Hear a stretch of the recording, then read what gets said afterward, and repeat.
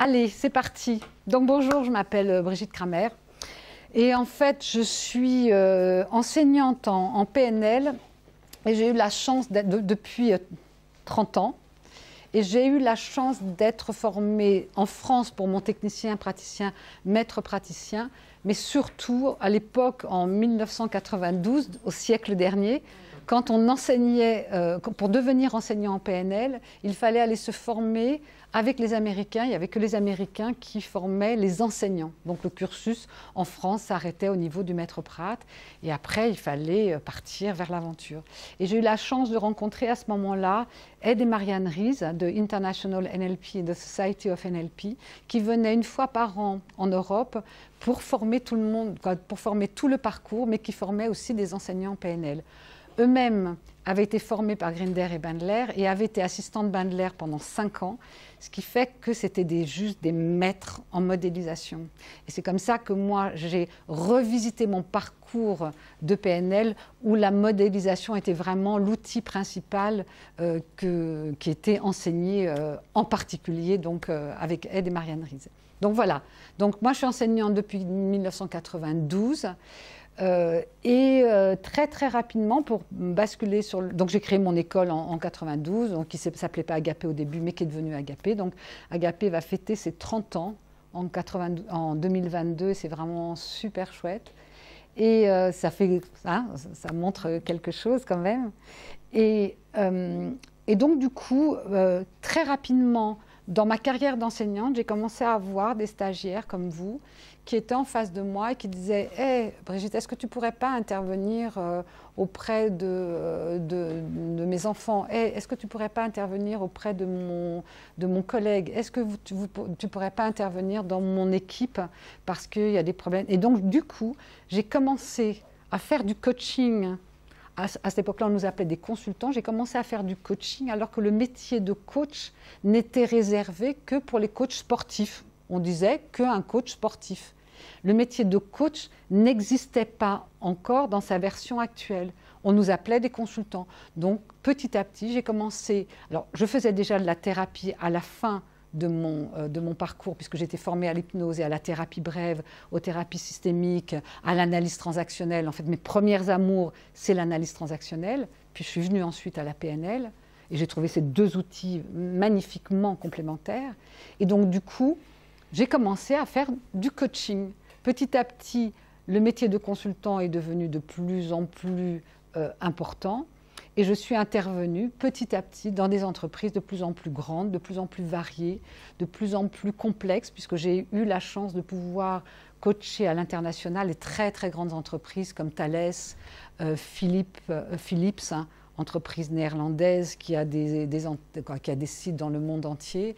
J'ai travaillé avec Hewlett Packard, je travaillais à cette époque-là puisque j'étais basée sur Sophia Antipolis dans des très très grandes entreprises de la microélectronique. J'ai travaillé avec Peugeot, avec des dizaines et des dizaines d'entreprises en France, à l'étranger aussi, puisque avec ma formation d'enseignant, j'ai appris l'anglais en même temps. J'avais que mon bac, mais voilà, la formation d'enseignant m'a permis de parler complètement anglais. Et donc, du coup, je me suis formée en tant que coach avec mes outils de PNL, mes outils d'analyse transactionnelle et quelques outils dont je vais vous parler après. Je me suis formée sur le tas, on pourrait dire. Mais j'étais maître praticienne en PNL, j'avais déjà des bons outils. Et en fait, à un moment donné, en 2010, j'ai rencontré Christine Donati, avec qui on a recréé sous cette forme actuelle Agapé & Co. Et à un moment donné, j'ai enseigné la formation de coach à l'IFPNL à Paris, puisque je faisais partie de l'équipe pédagogique d'IFPNL pendant 7 ans. Et donc, du coup, Christine et moi, nous avons décidé de créer la formation de coach qu'on aurait aimé avoir. Si on avait suivi une formation à cette époque-là, qu'est-ce qu'on aurait voulu avoir? Et on a créé notre parcours de coach tel qu'il est aujourd'hui, avec beaucoup d'évolutions, bien entendu, au fur et à mesure. Mais on a créé ce parcours post-master il y a donc maintenant 22 ans bientôt. Et c'est ce parcours-là qui est celui que nous enseignons aujourd'hui. Donc voilà un petit peu l'historique. Donc pour ma part, je suis aussi coach familial. Christine et moi avons écrit un livre qui s'appelle « Devenez un parent coach », puis quand tout devient enfin facile avec nos enfants. Et nous avons créé une formation de coach familial parce qu'accompagner des familles, ce n'est pas du tout la même chose. Ça n'a pas le même impact sur le coach, ça n'a pas le même impact sur les gens que de former, que de coacher des entreprises. On n'est plus du tout dans le même domaine. Et les outils, même si nos outils de PNL et nos outils d'analyse transactionnelle restent très très puissants, c'est plus du tout la même relation. Donc voilà, donc ça c'est un petit peu l'historique. Qu'est-ce que je devrais dire, Tania? Est-ce qu'il y a d'autres choses que je pourrais dire sur mon expérience professionnelle? Non, je pense que c'est bien. Voilà. Expérience en entreprise, expérience en cabinet aussi. En cabinet, bien entendu, beaucoup, une grande expérience en tant que thérapeute, mais aussi en tant que coach. Hein. J'ai accompagné des sportifs de haut niveau aussi. Hein. Là, en ce moment, je commence à accompagner ma jeune nièce qui est championne de France en natation et qui a pour objectif les Jeux Olympiques. Donc ça y est, officiellement, je suis son préparateur mental, je suis son coach et ça va être une très très belle aventure. Elle a 15 ans et ça va vraiment être une belle aventure. Mais j'ai accompagné déjà des sportifs de haut niveau aussi. Et voilà, nos outils de la PNL, ils sont juste absolument extraordinaires, ils sont tous incontournables. Donc l'une des questions, c'était pourquoi la spécificité du coach en PNL, elle est absolument évidente. Nous avons des outils de modélisation, nous avons des outils de création du rapport, nous avons des outils pour comprendre l'expérience subjective d'une autre personne ou d'un système qui vont nous permettre d'avoir des grilles de lecture et une intelligence et une compréhension de ce qui est en train de se passer dans la problématique de notre coaché, que ce soit une personne, que ce soit une équipe, que ce soit un comité de direction, que ce soit une famille, que ce soit une équipe sportive. On va avoir, grâce à la PNL, des outils incontournables. Moi, j'ai l'habitude de dire que d'avoir au minimum un maître praticien pour être coach, c'est comme pouvoir maîtriser l'alphabet quand on veut lire. C'est du B à bas. Ou l'autre métaphore que je peux avoir, c'est du bac général. Voilà. Ça devient, c'est pas un métier. Le tech prat, maître prat n'amène pas un métier. Donc pour répondre à ta question, Fabienne, waouh. Avec un prat, continue à apprendre. Observe. Applique-le pour toi, commence à utiliser tes outils pour toi-même pour mieux comprendre comment tu interagis avec les autres. Commence à modéliser, mais pratiquer les outils, oui, mais pratiquer avec les autres, il va falloir attendre. Je dis même après un maître prat, mais après je suis un petit peu excessive. Il y a plein de personnes qui vont commencer à pratiquer après un maître prat. On n'a pas travaillé sur la posture. On n'a pas travaillé sur la posture d'accompagnant, on n'a pas travaillé sur les interactions qui peuvent se mettre en route, en place dans une relation coach-coaché, thérapeute-thérapeutée. Donc on n'a pas les outils. Pour moi, à la fin du maître prat, on a des outils fabuleux, extraordinaires et qui sont pour moi complètement incontournables. Je ne sais pas comment on peut coacher sans maîtriser la modélisation, sans modéliser les outils de la PNL. D'ailleurs, on a beaucoup de personnes qui ont fait un cursus coach ailleurs et qui viennent, voilà, exactement. Parce qu'il n'y a pas d'outils. Voilà. Souvent, il y a pas à Agapé, on a à peu près 10% de nos formations avec des coachs qui sont déjà des coachs RNCP. Et on parlait de légitimité tout à l'heure. Et ces coachs RNCP qui ont le même niveau de diplôme que le nôtre, hein, qui peuvent ouvrir leur cabinet, qui quelquefois l'ouvrent, ils reviennent pour se former parce qu'ils n'ont pas les outils et ont l'impression de ne pas avoir la légitimité parce qu'ils ont le client. Ils ont ils ont plein d'outils sur l'éthique du coach, etc., mais ils ne savent pas coacher. Où ils vont se sentir pris dans ce qu'on appelle en analyse transactionnelle des invitations symbiotiques, c'est-à-dire rentrer dans ce qu'on appelle le pattern. Hein. Le pattern, c'est un mot dont vous entendrez ou dont vous avez déjà entendu parler, c'est-à-dire des mécanismes positifs ou limitants qu'une personne met en place pour obtenir ce dont elle a besoin, pour satisfaire toutes ces fonctions positives. Vous êtes tous des familiers de la notion de fonction positive. Mais pour satisfaire ces fonctions positives, on va mettre en place éventuellement des relations dysfonctionnantes. Donc du coup, pour moi, PNL, c'est le minimum syndical, honnêtement. Mais on ne s'est pas encore accompagné et on n'a pas encore fait suffisamment. On a beaucoup travaillé sur soi, on pourrait dire Dans le maître Pratt, je me suis enquillée combien? 40 outils, 45 outils, 50 outils de PNL. Je les ai pratiqués en tant que A, je les ai pratiqués en tant que B, j'ai donné du feedback en tant que C, je sais de quoi je parle. Super, tu sais maîtriser des outils. Par contre, ces outils, les mettre en place dans une relation avec quelqu'un d'autre, c'est un métier. On sort de la technique pour entrer dans la formation métier. Vous voyez ce que je veux dire? Posez-moi des questions au fur et à mesure pour clarifier si ce que je vous dis ou vous choque ou vous avez besoin d'en savoir plus. Oui, Fabienne. C'est pas par expérience qu'on apprend le métier alors? Oui, bien entendu. Mais l'expérience, elle doit se faire sur un socle. Sinon, tu vas te retrouver comme Emmanuel, où tu vas faire des expériences et puis à un moment donné, tu vas rencontrer quelqu'un ou un groupe qui va mettre en place avec toi des interactions qui ne sont pas nécessairement...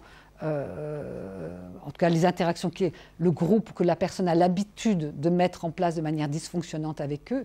Et si tu n'as pas le recul nécessaire, si tu n'as pas la supervision, si tu n'as pas l'expérience, si tu n'as pas les grilles de lecture croisées, tu vas rentrer dans le bocal à mouche et tu vas te retrouver et la personne va faire avec toi un peu plus de la même chose parce que tu ne l'auras pas vu venir, tout simplement. Donc, bien entendu, il y a la formation de coach, mais il y a aussi l'expérience. Et d'ailleurs, dans la formation, vous serez amené à coacher des gens dans le groupe et à coacher des gens à l'extérieur. Hein? Mais on ne va pas au feu. On ne va pas au feu. Les gens qui viennent consulter des coachs, ce sont des gens qui n'ont pas réussi, bien entendu, à résoudre la problématique quelle qu'elle soit dans laquelle ils se trouvent, donc qui tournent en rond dans leur bocal et qui disent à un moment donné, j'ai besoin d'avoir quelqu'un qui m'aide, quelqu'un de professionnel qui m'aide. Si le coach, la personne qui consulte se retrouve embarquée dans la problématique de la personne, non seulement elle ne résout rien, mais elle va renforcer le pattern de son client. Oui, ça vous parle, ça fait sens? Oui, Fabienne, ça fait sens pour toi? Ça a été un peu ton expérience? Oui. Et puis, d'autant que j'ai bien aimé ce que tu disais tout à l'heure par rapport au fait qu'on n'accompagne pas du tout la même... Enfin, c'est pas le même métier, un coach familial et un coach en entreprise, parce que je travaillais moi plutôt avec des ados ou des enfants. Et du coup, j'avais cette double... Enfin, j'avais pas appris, quoi. Ben oui, bien entendu. Voilà, parce que j'avais en plus... Enfin, je vais pas raconter ma vie, mais j'avais déjà fait un parcours d'accompagnement à la parentalité avant. D'accord. Où on est censé travailler avec les parents, puis ça manque, je trouvais qu'il fallait travailler bien avec entendu, les enfants. mais bien entendu. Et c'est de la systémique qu'il faudrait plus. Mais complètement, exactement. Et voilà, et je me suis retrouvée en difficulté à plusieurs niveaux, et c'est intéressant aujourd'hui d'avoir ce recul-là aussi, de me dire, oui, en fait c'est logique, c'est juste normal, parce que j'avais pas les outils, j'avais pas la posture suffisante, il manquait des choses. Bien entendu. Et là, quand vous allez faire votre maître praticien, vous allez apprendre à modéliser les personnes, mais à modéliser les systèmes. Moi, j'ai travaillé avec mon ex-mari qui était hollandais. On a accompagné au niveau international dans les équipes de Philips, donc hollandais qui avait racheté une start-up franco-américaine, en termes de culture, en termes de métaprogramme, en termes de croyances, en termes de valeurs, en termes d'appartenance. Ils étaient complètement dans des mondes complètement différents. Donc on a appris à modéliser ces deux entreprises, mais de ces deux entreprises, on est venu à modéliser les pays. Et on s'est aperçu dans ce qu'on appelle les chocs de culture, mais c'est absolument évident.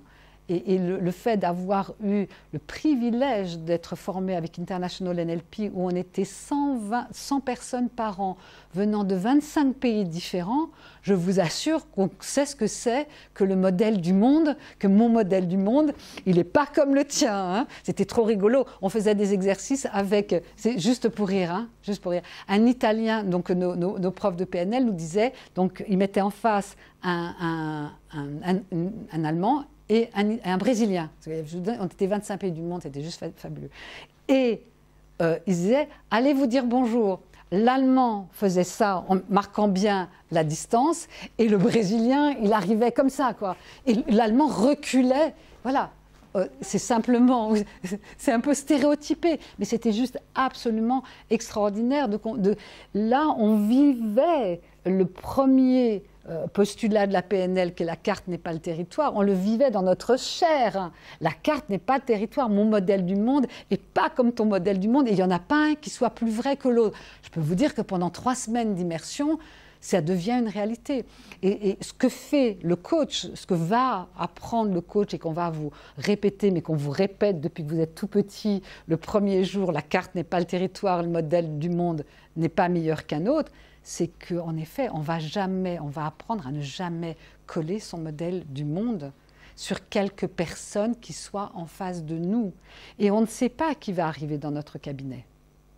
On ne sait pas. On ne connaît pas la problématique d'une personne, d'un groupe, d'une entreprise qui va arriver dans notre cabinet. Donc, tu as intérêt à bien être assis sur tes outils, bien faire confiance à ta capacité de modéliser pour pouvoir accompagner l'autre là où il a besoin d'aller et pas en fonction de ce que nous, on pense qu'il devrait faire. Ça vous parle, ça, hein? Donc, on parle déjà de posture. Donc, dans la posture, une des choses primordiales, principales, c'est l'automodélisation aussi, que vous commencez à prendre dans le maître praticien et sur laquelle, donc je parle beaucoup de la posture du coach parce que c'est 80% de la formation. C'est-à-dire que tous les outils nouveaux que vous allez apprendre dans le coach pour mieux coacher, vous allez comme d'habitude vous les appliquer à vous-même.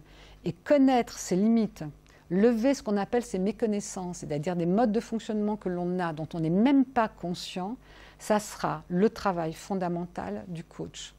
On ne parle même pas du non-jugement, bien entendu, hein. On est d'accord qu'on accueille tous les modèles du monde, mais ça, sur le papier, c'est hyper facile. Dans la vraie vie, quoi, moi, j'ai que 30 ans de PNL, alors peut-être que je ne me rends pas compte encore. C'est vrai que la position d'adulte de la T, c'est pas si simple. Mais c'est pas si simple que ça. Ni jugement, ni émotion. C'est clair.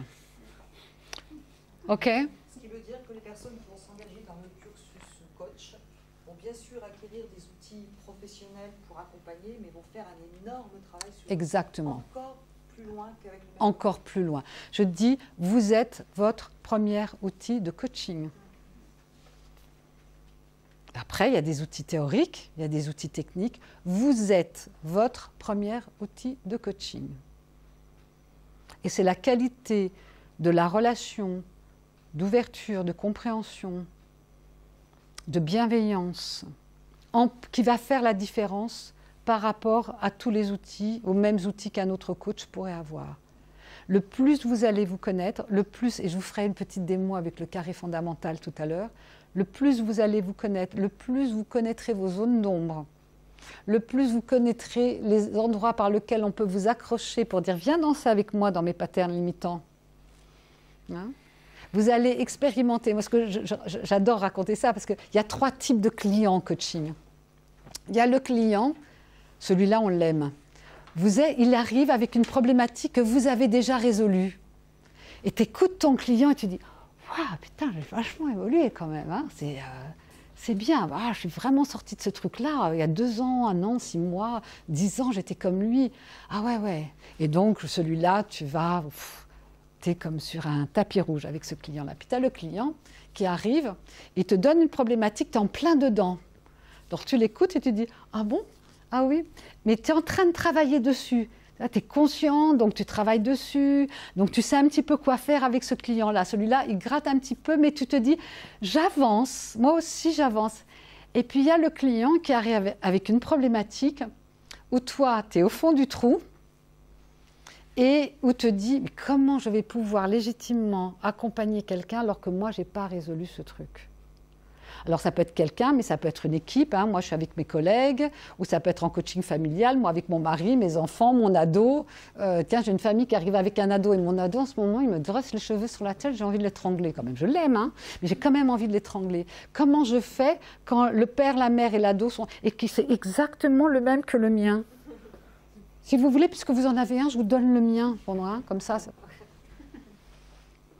Et là, il faut garder la posture. Je ne crois pas qu'un coach, c'est quelqu'un qui a tout résolu, hein, et qu'on accompagne bien les gens que sur les problèmes qu'on a résolus. Ben, il n'y aurait pas beaucoup de coachs, il n'y aurait pas beaucoup de thérapeutes sur le marché. Hein. Si tous les coachs, les thérapeutes avaient résolu tous les problèmes que leurs clients amènent, on peut dire qu'il n'y en aurait pas. Vous êtes d'accord avec ça? Donc, pas de position haute en pensant qu'on est plus fort que les autres, qu'on est meilleur que les autres, que parce qu'on a des outils, ou alors en se flagellant, comme on a les outils quand même, on devrait les avoir résolus. Les gens ils me disent « ah oui, toi aussi, tu as encore ça ?» Ben oui, moi aussi, j'ai encore des problèmes, pardon, je n'ai pas une auréole, oui, des fois je tombe dans ma grotte et je me fais avoir par mes propres patterns limitants. La différence, c'est que si je reçois, dans la posture de coach, si je reçois du feedback, je l'accepte et je l'entends, et je sais le prendre, même si ça pique très fort quelquefois, et là on est juste dans la posture et dans l'éthique du coach, et je suis ouvert à travailler sur mes points aveugles, à devenir conscient de mes points aveugles et à travailler dessus. Mais ça ne veut pas dire que j'ai tout résolu. Hein.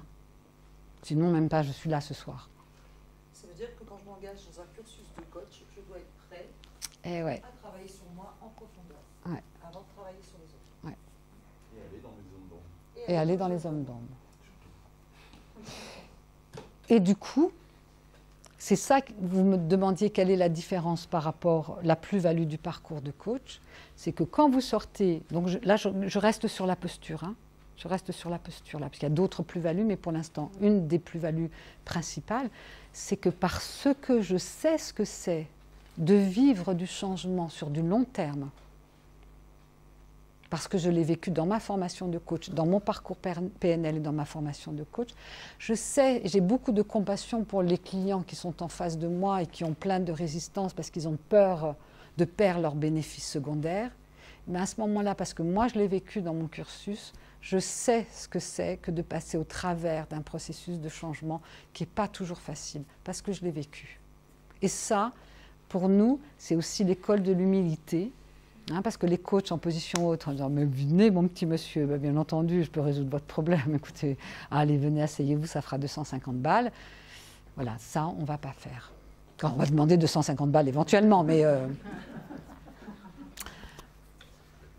Donc, en effet, la différence qu'il y a dans le parcours de coach d'Annecy et dans le parcours de coach d'Agapé qu'on vous propose, c'est vraiment de travailler sur sa posture. Ma devise, c'est « Soyez le changement que vous voulez être dans le monde », disait Gandhi. Hein. Donc, c'est vraiment travailler sur cette posture-là. Oui, Tania. Moi, j'insiste là-dessus, parce que tu dis travailler sur sa posture, et on entend bien, et moi qui connais le programme, c'est travailler sur sa posture, mais c'est pas travailler sur sa posture comme on le fait dans d'autres écoles. C'est quoi un rapport, etc. C'est beaucoup plus en profondeur, avec tous les outils qu'on va acquérir pour accompagner les autres.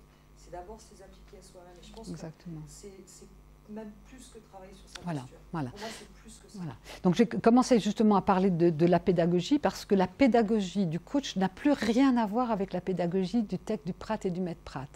Même si vous allez avoir des outils supplémentaires, il y aura au minimum 3 jours d'analyse transactionnelle, et une analyse transactionnelle qui ne sera pas que théorique, peu théorique, qui sera l'analyse transactionnelle appliquée au coaching.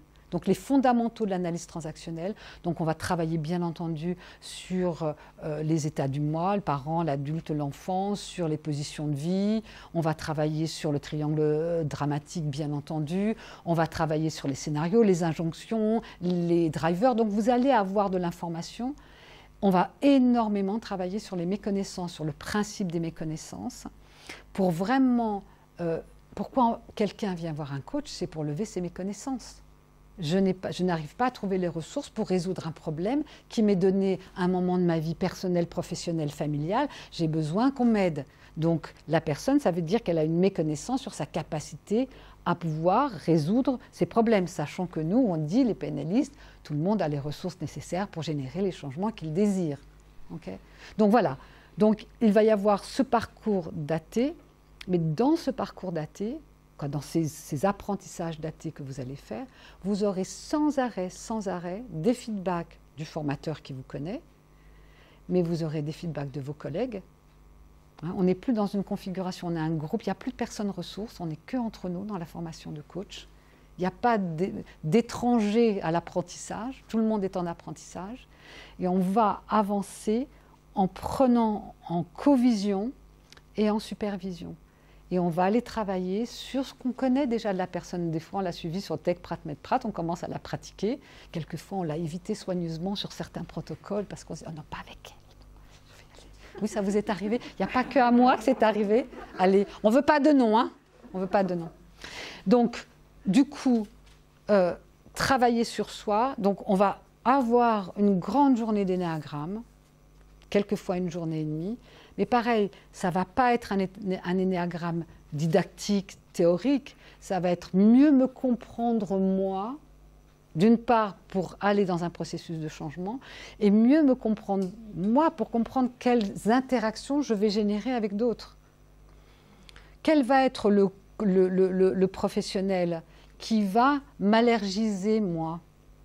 Comment, à un moment donné, je vais avoir un client, j'ai juste envie de le décalquer contre le mur ou de le sortir.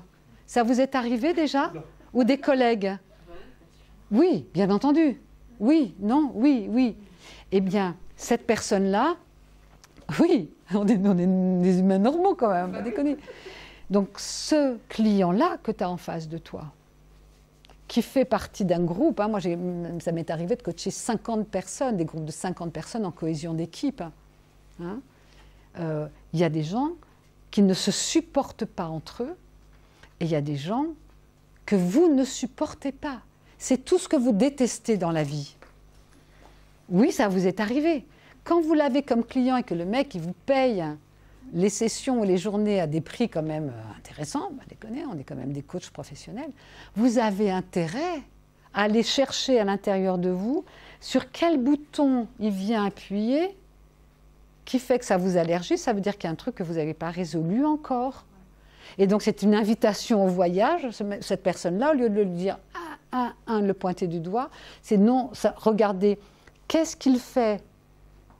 Pas chez lui qui dysfonctionne, mais qu'est-ce qui dysfonctionne chez moi qui fait que je ne suis pas en capacité de répondre à cette personne qui a une fonction positive, qui a toutes les ressources, qui ne fait rien pour m'embêter et qui fait du mieux qu'il peut compte tenu des ressources dont il dispose. Hein, on ressort, on est tanké, hein, on est tanké sur nos présupposés de la PNL. Hein. La différence par rapport aux autres approches, on est tanké, c'est un état d'esprit, c'est une philosophie, voilà, on est tanké sur nos présupposés. Donc ce mec-là qui m'allergise et qui embête toute son équipe et qui est debout sur le frein et qui ne veut pas de ce changement, c'est quoi sa fonction positive à lui? C'est quoi ses bénéfices secondaires? Et il faut les avoir, les ressources à l'intérieur de soi en tant que coach, pour aller vers lui, ou alors pas aller vers lui parce que ce n'est pas la bonne stratégie, mais faire en sorte que le groupe ne se retourne pas contre lui et que le gars ne devienne pas le bouc émissaire, le méchant à battre, que s'il n'est plus là, toute l'équipe, elle a tout résolu. Vous avez besoin d'avoir ce recul-là sur vous-même et vous avez besoin de savoir ce qui est en train de se passer dans le groupe. Vous commencez à voir l'ampleur de la connaissance qu'il faut avoir et de soi, et de la connaissance d'un système, d'un groupe, d'une entreprise, d'une équipe dans une entreprise. C'est énorme. Et c'est ça qui va faire que, en modélisant le système qui est en face de vous, mais en vous automodélisant dans le système et en comprenant comment vous avez... Tout d'un coup, il y a un groupe qui part en cacahuète. Qu'est-ce que moi j'ai dit ou pas dit, fait ou pas fait, qui a généré tout d'un coup cette réaction du groupe? Vous voyez, est-ce que vous commencez à voir cette approche systémique de modélisation et d'automodélisation que nécessite un travail d'accompagnement et de coaching? On ne s'improvise pas, c'est un métier, c'est un vrai métier. Et c'est un des métiers les plus compliqués parce qu'il fait appel à l'expérience subjective humaine. Et l'outil que je vais utiliser avec un groupe, il ne va pas fonctionner avec un autre groupe. Donc j'ai besoin en plus d'avoir une palette, une ouverture dans ma technicité qui va me permettre de pouvoir m'ajuster au groupe avec lequel je suis en face. Oui, Thierry. Pour toi, est-ce que le coaching d'équipe, c'est le même métier que le coaching individuel? Alors, ça requiert les mêmes qualités. Et après, c'est une question de goût personnel. Parce qu'on va avoir les mêmes choses, parce que la personne qui est en face de toi, elle fait partie d'un système. Si tu ne comprends pas le système dans lequel cette personne-là interagit, donc tu vas être obligé de toute manière de comprendre le système. Et quelquefois, ça m'arrive très souvent, qu'une personne vient me voir en individuel et j'ai demandé, quasiment, je veux d'abord rencontrer son manager, je veux rencontrer ses collaborateurs, parce que je ne peux pas comprendre l'individu déconnecté de son système qui me raconte ce qu'il veut en salle de coaching. Moi, je peux vous raconter ma life et je vais l'avoir décorée à ma manière. Hein. Et moi, je suis la gentille, hein, que je fais ce que je peux. Hein. Et puis, c'est les autres qui sont des méchants. Parce que moi, j'ai la gentille. Hein. C'est ce que dit Alain Cardon quand il dit... Ben oui. C'est ce que dit Alain Cardon quand il dit qu'il faut arrêter le discours du client. Complètement, c'est son disque rayé, il se répète un peu plus de la même chose. Donc à un moment donné, donc pour répondre à ta question Thierry, je crois qu'en effet, c'est le même métier, ça requiert les mêmes bases, après c'est des goûts et des couleurs qui vont faire que je vais préférer l'individuel ou je vais préférer le collectif. J'adore le collectif. J'adore avoir des groupes où ça dysfonctionne et j'ai des centaines d'expériences. Ah, mais j'adore, ben sinon il faut quand même qu'on bouffe nous aussi les coachs. Hein. Si ça ne dysfonctionne pas, comment on mange? Vous me parliez des débouchés du coach, hein, après. Eh ben c'est ça, il faut qu'il y ait plein de gens qui dysfonctionnent. Quand je vois les parents avec leurs enfants, je dis continuez, c'est bien. Ça va donner à manger à mes coachs plus tard, à mes coachs familiaux plus tard. Continuez à dysfonctionner. Donc... après, c'est vraiment... et puis, c'est des étapes de la vie. Je l'ai fait pendant 10 ans. J'ai fait quasiment que du coaching. Alors, je ne faisais jamais de coaching collectif sans faire du coaching individuel. C'est-à-dire qu'à un moment donné, tu vas prendre le manager, tu vas prendre le boss, tu vas prendre un des éléments du système et là, tu vas travailler avec lui individuellement ou entre deux personnes. Donc, pour moi, c'est de l'interaction permanente. Je ne pense pas qu'on puisse faire du coaching collectif si on ne sait pas faire du coaching individuel. Et je pense qu'à un moment donné, le coaching individuel doit amener à avoir une perspective et peut-être rencontrer d'autres éléments du système. Hein, on est vraiment, la PNL rentre dans l'approche Palo Alto, dans l'approche systémique, donc formez-vous à tous ces outils-là. Et nous, on vous forme beaucoup à tout ce qui est systémique. C'est ça l'essence de la modélisation, comprendre comment une personne interagit compte tenu du système dans lequel elle vit, si on résume. Bien, de son environnement.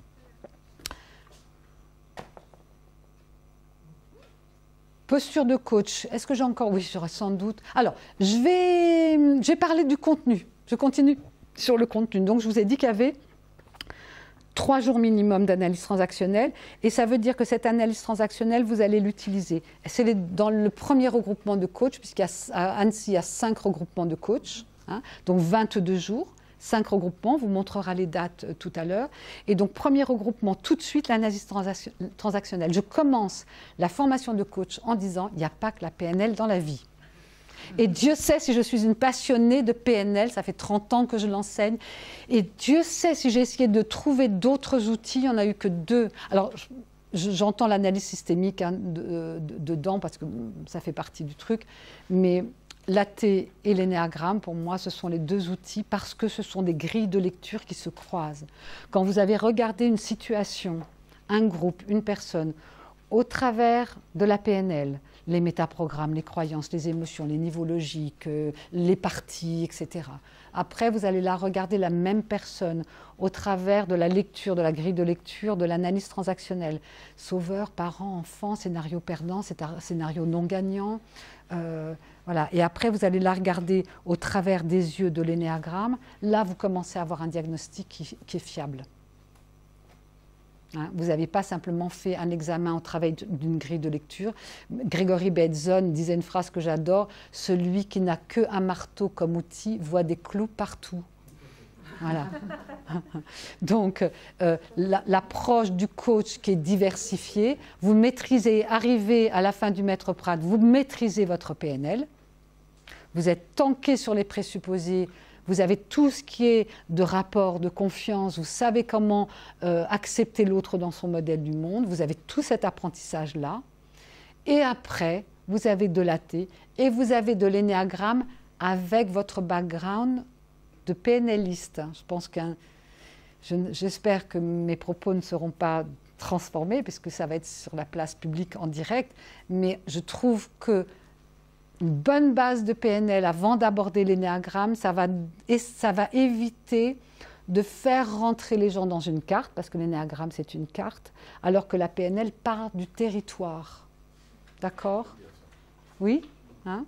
Et donc du coup, avec votre capacité à modéliser acquise pendant votre parcours PNL, quand vous allez regarder une personne, vous allez regarder la personne en fonction de cette modélisation qui vous amènera peut-être à un type, un énéatype, peut-être à plusieurs options, mais qui va faire que vous allez partir du territoire et non pas de la carte, qui est toujours le piège des modèles, des typologies.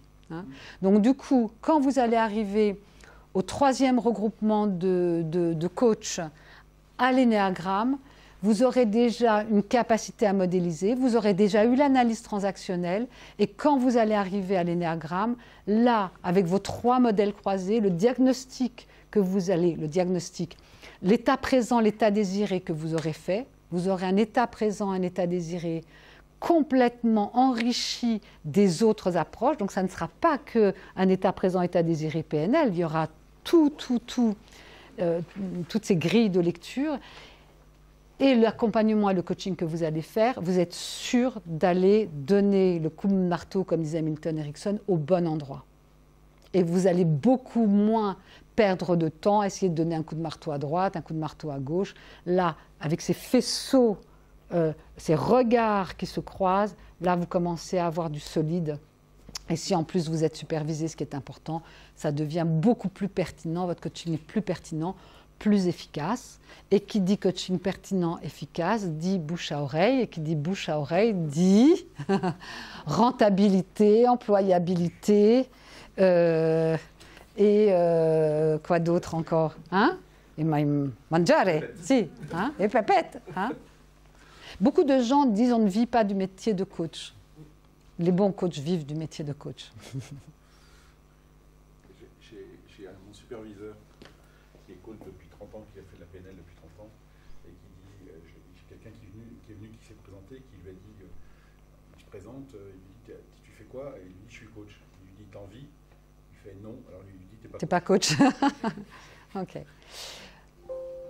Est-ce que alors, dans les outils encore, je vous ferai un petit regard sur, sur le carré fondamental, qui est un outil qui vient de Hollande, que j'ai contribué à amener en France en 1996, et qui est un magnifique outil de synthèse. Une fois qu'on a justement modélisé et qu'on a toutes ces informations, on va faire une synthèse, et le client à qui vous allez faire un carré fondamental, s'il vous dit « Oh mon Dieu !» c'est ce que me dit ma femme, ou c'est ce que me dit mon mari, ou c'est ce que me dit mon collègue depuis 15 ans, vous vous dites « Yes, j'ai fait du bon boulot ». Et en plus, il vous regarde en disant « Ça fait 3 sessions et vous me connaissez aussi bien que… » Et vous, modestement, vous direz « Ouais, j'ai des bons outils. » Et là, votre légitimité, elle grandit en même temps. Donc, il y a ça. Vous allez avoir aussi, bien entendu, tous les quelques outils, tous les outils certainement pas, mais quelques outils fondamentaux par rapport à l'accompagnement au deuil, à la perte, parce que qu'est-ce que c'est qu'une vie d'être humain? C'est plein de joie, plein de découvertes, plein de créations, plein de rencontres, et c'est aussi plein de deuil, plein de pertes, plein de séparations. Et donc du coup, un des travaux du coach, c'est d'accompagner des gens qui passent d'une vie active à la retraite, qu'on accompagne après un divorce, après un licenciement, pour un reclassement. On va accompagner quand je me rappelle avoir fait énormément de travail. Je me rappelle avoir fait un coaching d'équipe avec une entreprise qui était, pendant qu'ils étaient dans la salle, en train d'apprendre que leur usine était vendue et qu'il y allait y avoir, sur les 700 personnes, il n'en resterait que 50. Au moment où on était dans la pièce, cette information-là est tombée. C'était le comité de direction qui était dans la plage. Je coachais avec Christine, on coachait le comité de direction. Et on a fait un travail de deuil en direct live. Vous connaissez sans doute peut-être les étapes du deuil, de Kubler-Ross, avec le déni, la colère, le marchandage, la dépression, l'acceptation. Vous connaissez sans doute tous plus ou moins, vous en avez entendu parler. Et je me rappellerai toute ma vie, c'était tellement profond. Et on a expliqué le modèle, on a changé le cours du cours. Et on a demandé aux gens de se positionner sur le modèle et on expliquait, et c'était d'une force et d'une puissance.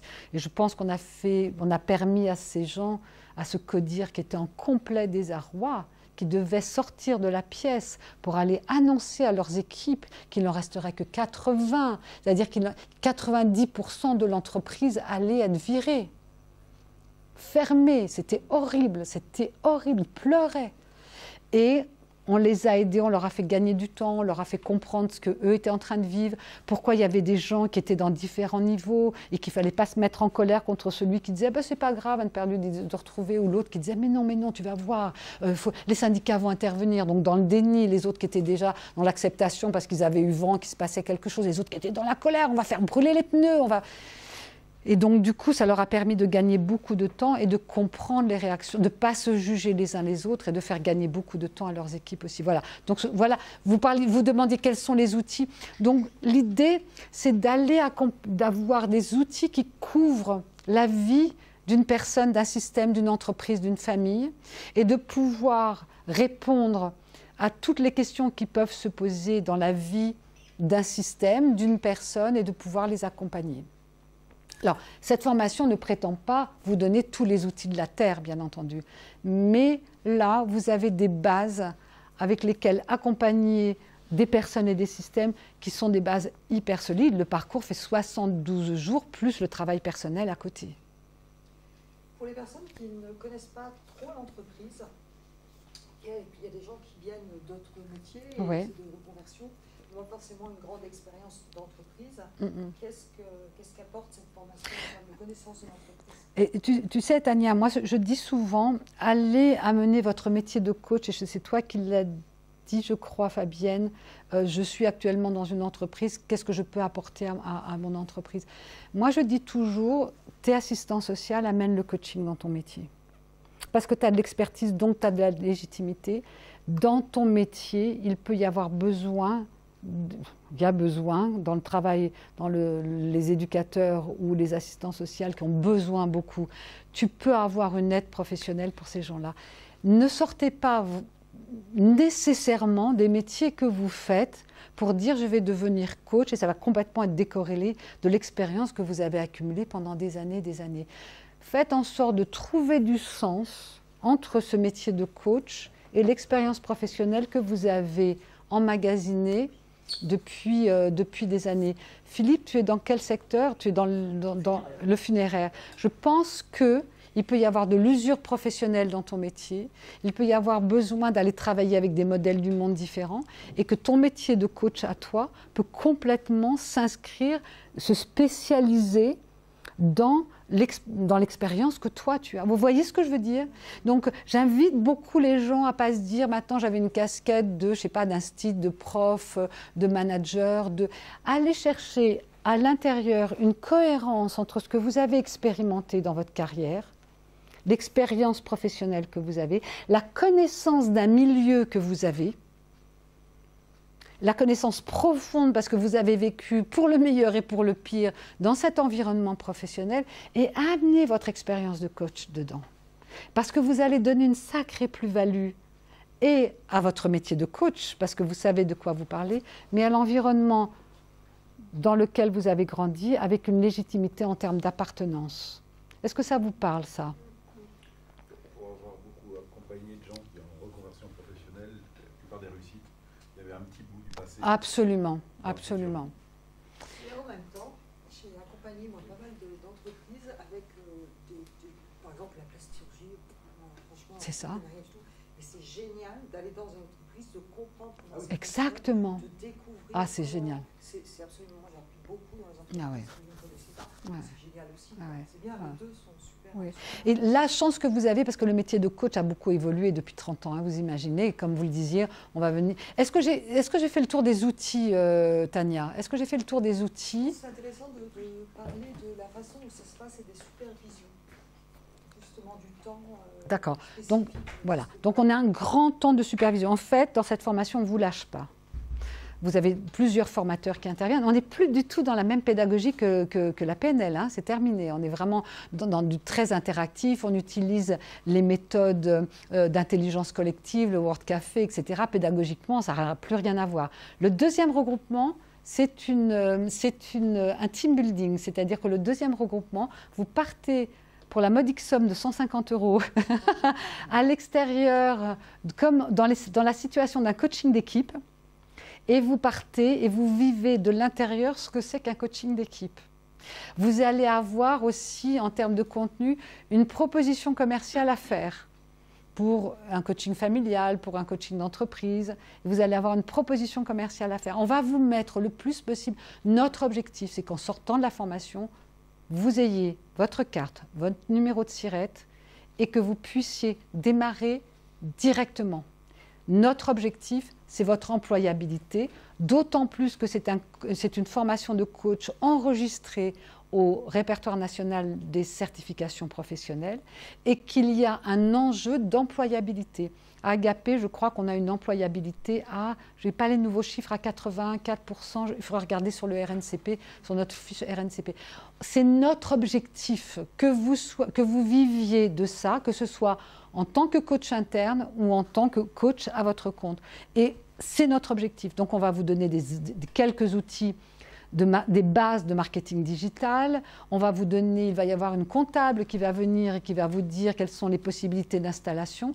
Donc vous êtes accompagné de telle sorte que dans votre travail de développement personnel, dans votre posture de coach, vous vous sentiez légitime, mais que vous ayez aussi les outils à l'extérieur pour savoir comment vous allez vous présenter, monter votre projet, votre plaquette, votre logo, quel nom vous allez prendre, quelle va être votre cible. Hein. À la fin de la formation de coach, vous commencez à savoir avec qui vous avez plus ou moins envie de travailler.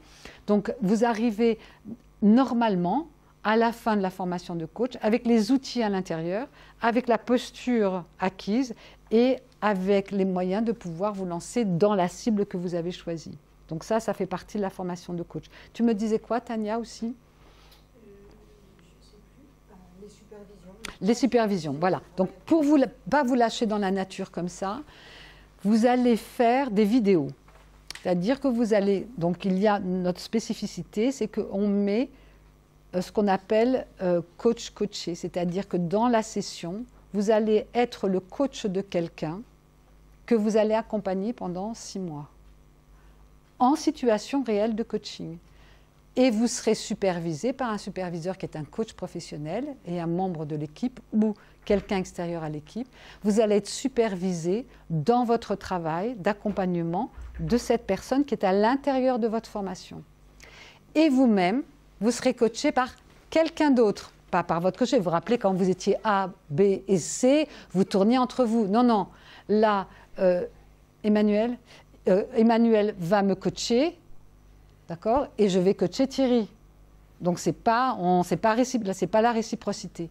Donc vous êtes en position de coach pendant 6 mois avec la même personne, supervisée, et vous êtes en position de coacher, et vous êtes coaché sur tous les freins que vous pouvez avoir par rapport à votre posture de coach et par rapport à votre projet. Donc c'est ciblé là-dessus, ce n'est pas n'importe quel type de coaching. Quels sont les freins que j'ai à l'intérieur de moi? Qu'est-ce qui à l'intérieur de moi peut m'empêcher d'être le coach idéal que j'ai envie d'être, ce sur quoi vous avez travaillé le premier jour. Donc c'est une mise en situation permanente. Le team building, c'est une mise en situation pour vous donner l'expérience, c'est pas un team building, c'est une cohésion d'équipe, pardon, pour vous donner l'exemple aussi du groupe. Et on vous donnera tous les outils que nous, on met en place hein, quand vous êtes, quand on est en situation avec des entreprises. Et quoi d'autre? Qu'est-ce que j'oublie, Tania, encore en termes de supervision? Et bien entendu, si vous commencez à coacher des gens à l'extérieur, c'est bien, mais on ne vous supervisera pas sur les gens que vous coachez à l'intérieur, parce que sinon, ça serait trop lourd pour nous. À l'extérieur, pardon. Est-ce que vous avez toutes les informations sur le parcours?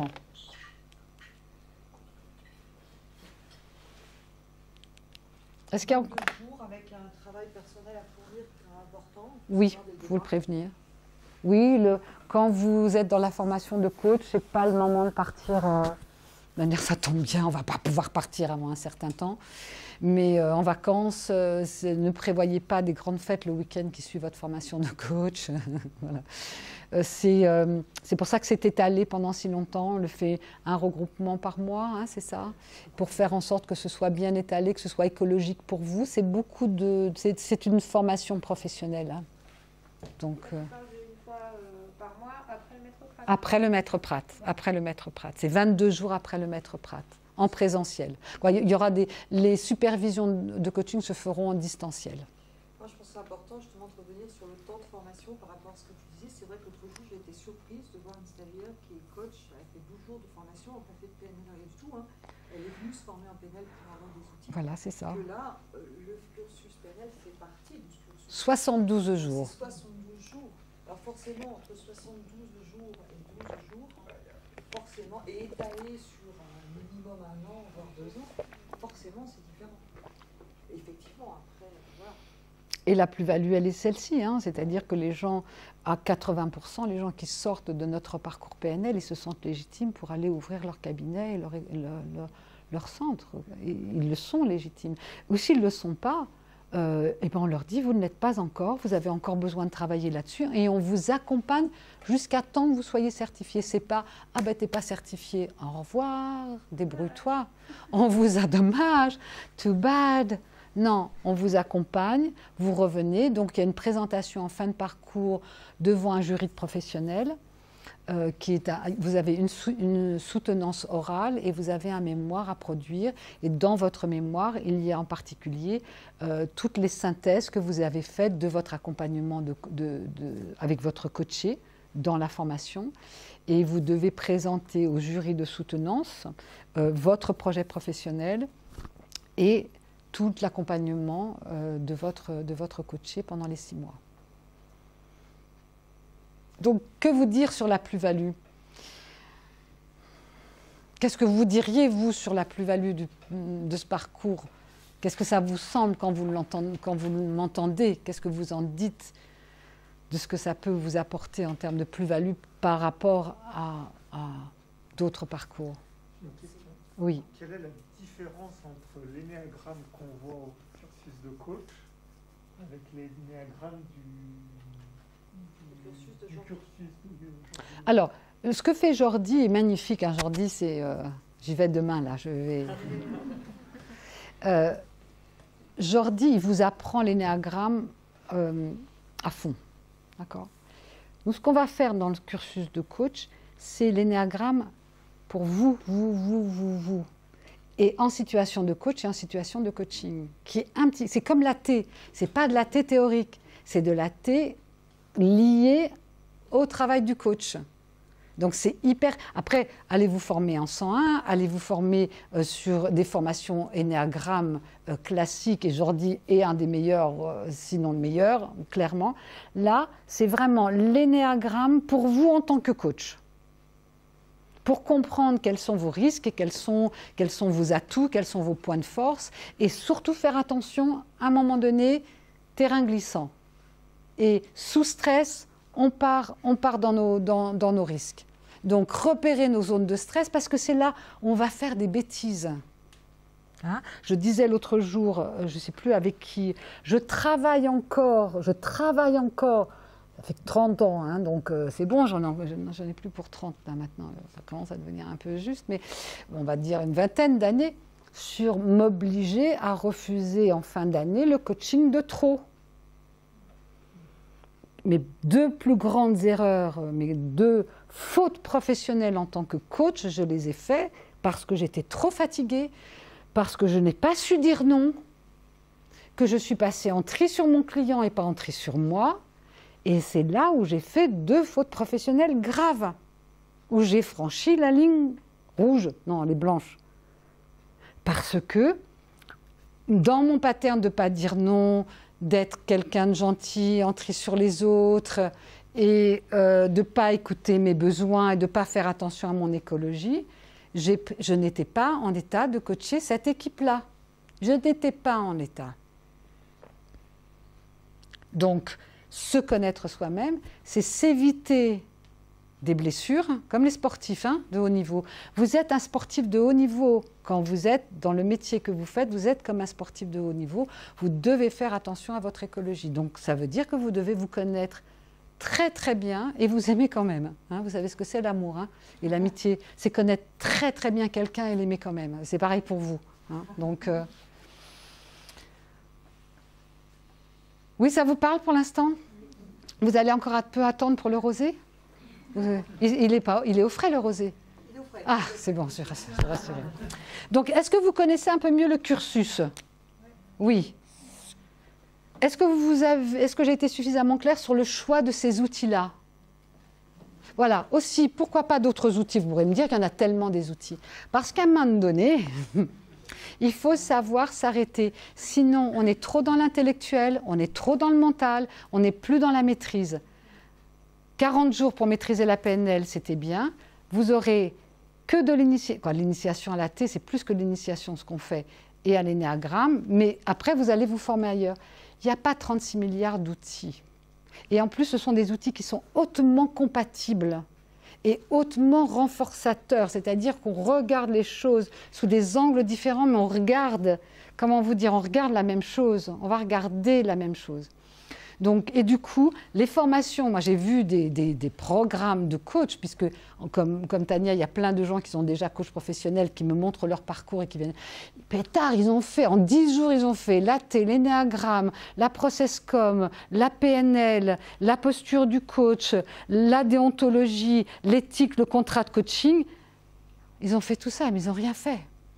Donc, nous préférons avoir des outils qu'on sait. Alors, pardon, je ne vous donne que des outils que j'ai utilisés, que je sais être pertinents dans l'entreprise et dans le monde du coaching. J'en ai utilisé plein, je me suis formée à 3 milliards d'outils. Ceux que j'utilise, c'est ceux que je vous donne. Les autres, vous pouvez les apprendre, c'est bien, allez vous former ailleurs. Là, on a préféré vous donner ce qui nous paraissait fondamental dans l'usage du coaching, plutôt que se disperser, tu as une boîte à outils, elle est aussi grande que ça, et puis tu as un problème là devant le territoire, et puis tu as plein de cartes, et puis tu ne sais pas où aller. Tu as tellement d'outils, par où je commence? Et puis tu as la personne ou le groupe qui est en face de toi, et puis qui attend que tu choisisses tes outils. Attendez, excusez-moi, je reviens dans 6 mois parce que j'ai cherché quels sont les outils adaptés. Donc pourquoi le choix des outils? C'est des outils qui fonctionnent, qui marchent, qui sont à l'épreuve des balles, qui sont vraiment à l'épreuve de l'expérience de coaching depuis des années. J'ai fait une cohésion d'équipe l'autre jour de 2 jours qu'avec l'énéagramme. Qu'avec l'énéagramme. 2 jours, c'est une équipe de 7 personnes avec un petit léger dysfonctionnant et quelques égos qui se coltinaient. Cohésion d'équipe, coaching d'équipe, qu'avec l'énéagramme. Mais parce que j'avais que 2 jours. Donc du coup, j'ai choisi ce format-là. J'avais que 2 jours.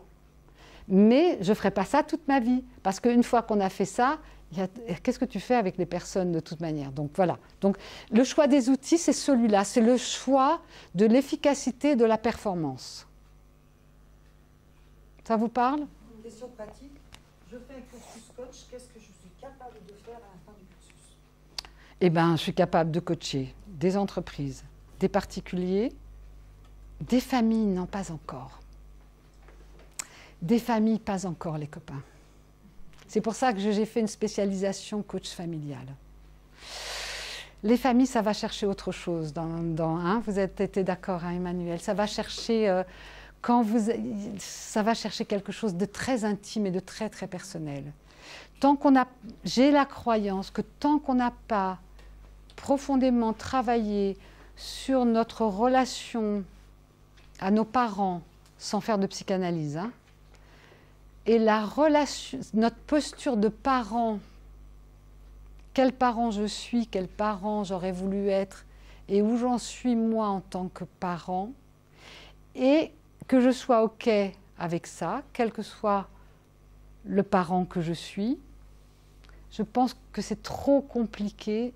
Ça revient un petit peu en arrière. Ça ne veut pas dire qu'on a résolu, mais ça veut dire que moi, je suis claire. Je vous donne quelques exemples. J'ai vu arriver des exemples. Les personnes ne se reconnaîtront pas là-dedans. Je vois arriver un jour une maman, tout habillée en noir, et une petite fille qui est grande comme ça. Elles s'assoient l'une à côté de l'autre dans mon cabinet. La maman s'assoit et la petite fille se met dans un petit coin. La maman, elle prend beaucoup de place. « Pourquoi est-ce que vous venez, madame ?» Et elle me raconte tout ce qui ne va pas chez sa fille. Et elle dit à sa fille, « Hein, c'est vrai ce que je dis ?»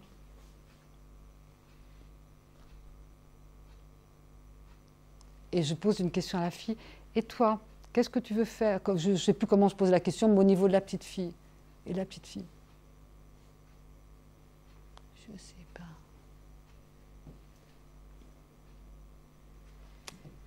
Pardon de dire ça, mais dans les 2 minutes, j'ai envie de la démolir, la mère, c'est une ogresse. Elle viole tout ce qui est fondamental pour moi dans la relation parent-enfant. Elle piétine mes valeurs les plus basiques de la part de la... Je sors d'écrire un bouquin sur la relation parent-enfant, elle est tout ce qui m'allergise et tout ce pourquoi j'écris ce bouquin. Eh bien, cette femme, il va falloir l'accompagner. Et cette petite fille, écrasée par l'ogresse de maman qu'elle a, il va falloir lui permettre de pouvoir grandir sans haïr sa mère. Et donc là, j'ai besoin d'aller chercher autre chose que mes outils de coach. J'ai besoin d'aller chercher quelque chose qui est encore plus profond à l'intérieur de moi parce que je suis un ex-enfant, parce que je peux rencontrer par exemple mon père. Tout d'un coup, mon père rentre, imaginez quelqu'un exactement comme votre père avec qui ça s'est pas, il rentre dans la salle avec dans une relation avec l'ado que vous étiez. Et là, tu te dis, ah oui, mais ça va être compliqué là quand même, parce que quand même, lui, j'ai envie de le défoncer déjà à l'entrée. Comment je vais faire? Ou le gamin, il ressemble à... Je suis en train de faire un coaching familial les gens viennent me voir en disant...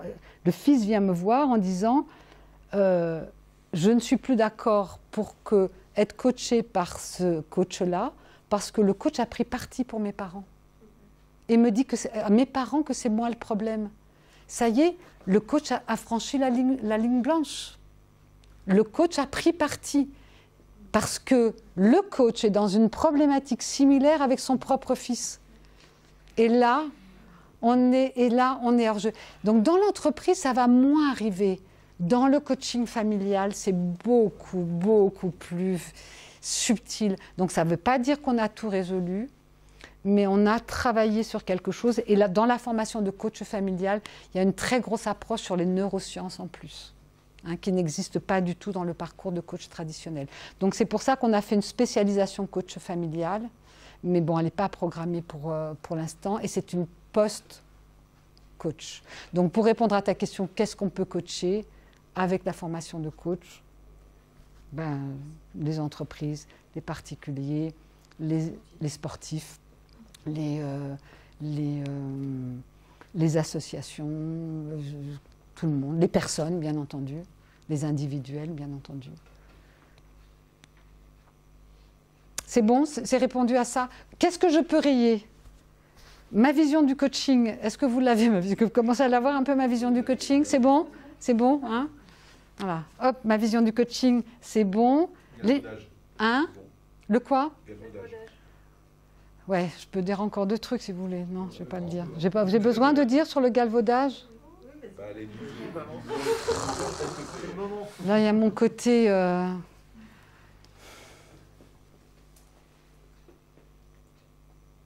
Je fais attention à ce que je dis. Je pense qu'un galvaudage d'un mot, d'une fonction, de mettre sur le marché des gens qui ne sont pas suffisamment compétents, ça va faire des dégâts pour toute la profession. Je me refuse à mettre sur le marché des personnes qui risquent de se mettre en souffrance elles-mêmes parce qu'à un moment donné, tu vas te faire régler le compte par quelqu'un qui arrive que tu n'as pas vu venir. Tu vas te faire du mal à toi et tu vas faire du mal à des clients. J'ai vu des entreprises, des personnes, des familles, des des équipes d'écouter du coaching parce qu'ils ont vu passer des coachs dans une position haute, parce qu'ils n'ont pas suffisamment fait le travail de développement personnel, ils n'ont pas suffisamment travaillé sur eux, donc je vais te raconter la vie, hein, je vais te dire comment ils font faire. Le coach qui donne des conseils, qui ne sait pas la différence entre coaching et thérapie, entre coaching et conseiller, entre coaching et consultant, et qui va faire une espèce de mixture en disant « Tu sais quoi mon petit Florian, je vais te dire ce que tu as besoin, je vais te dire ce qu'il faut faire. Suis mes conseils et tu vas voir, tu vas sortir de l'ornière et tu vas t'épanouir au niveau professionnel. Mais il faut les suivre mes conseils, mon petit Florian. » Ça, même si ce n'est pas dit avec mon petit, la position c'est une position haute.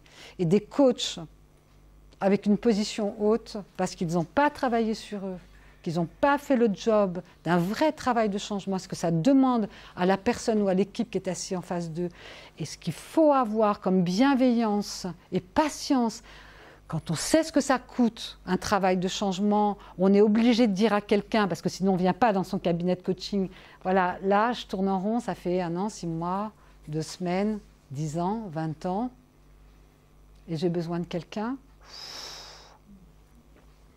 Bravo monsieur, bravo monsieur.